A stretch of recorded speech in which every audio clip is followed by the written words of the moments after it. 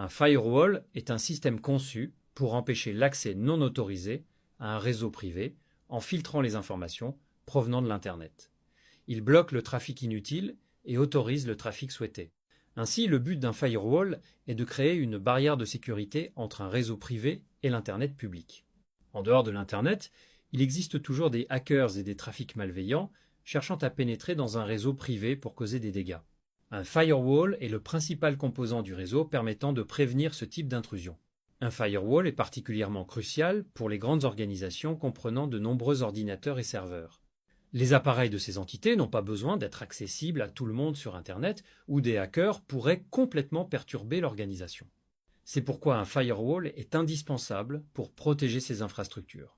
Le concept d'un firewall numérique est comparable à celui d'un firewall dans la structure d'un bâtiment.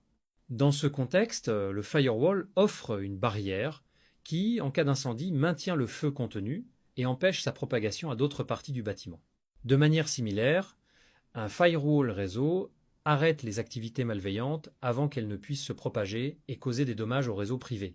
Dans le monde technologique moderne, un firewall est essentiel aussi bien pour les foyers que pour les entreprises ou organisations afin de maintenir la sécurité de leur réseau.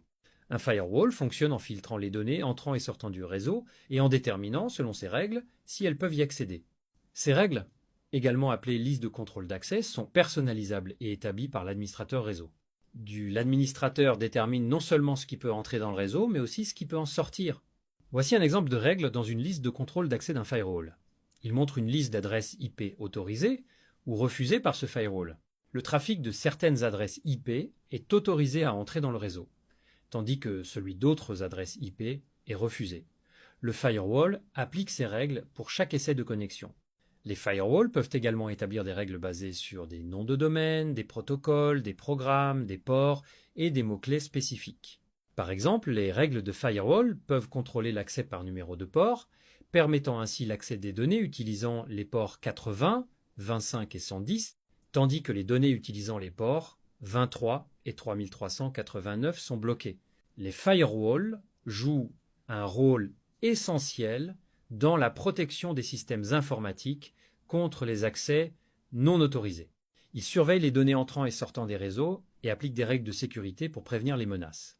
Il existe deux principaux types de firewalls. Les firewalls basés sur les logiciels et ceux basés sur les matériels. Les firewalls logiciels, comme ceux intégrés dans les versions récentes des systèmes d'exploitation Microsoft, ne protègent qu'un seul ordinateur. Ils peuvent être préinstallés ou achetés séparément comme zone alarme et souvent inclus dans les programmes antivirus. Les firewalls matériels, en revanche, offrent une protection à l'échelle du réseau. Placés entre un réseau privé et l'Internet public, ils utilisent des règles de gestion pour bloquer les activités malveillantes avant qu'elles n'atteignent les ordinateurs. Ces firewalls peuvent être des dispositifs autonomes ou intégrés dans des routeurs et sont largement utilisés par les grandes organisations. Pour une sécurité optimale, de nombreuses entreprises combinent l'utilisation de firewalls logiciels et matériels. Les firewalls matériels protègent l'ensemble du réseau, tandis que les firewalls logiciels offrent une protection supplémentaire pour chaque ordinateur individuel. En combinant ces approches, les entreprises maximisent leur défense contre les cyberattaques. Même si une menace parvient à passer le firewall matériel, les firewalls logiciels sur chaque machine sont là pour l'arrêter. Merci d'avoir suivi cette présentation sur les firewalls. N'oubliez pas de vous abonner à notre chaîne pour plus de contenu et à bientôt pour notre prochaine vidéo.